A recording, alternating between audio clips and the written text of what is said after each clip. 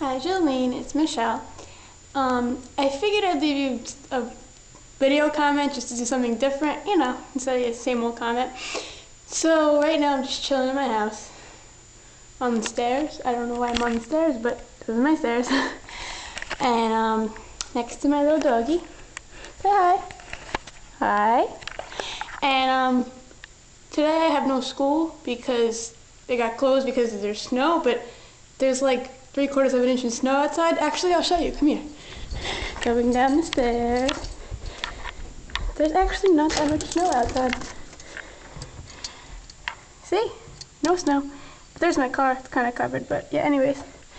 It's about 12:30 right now, and I have to go to work at 2, I believe. So yeah, Carvel shirt, represent Carvel, what? All right, anyways.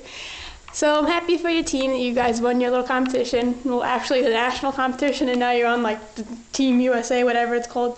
But I don't know, I'm slow with that stuff. But yeah, so I don't really know what to say anymore. Congratulations on your win. Hopefully I'll see you soon. I hope. But yeah, have a nice day. Bye.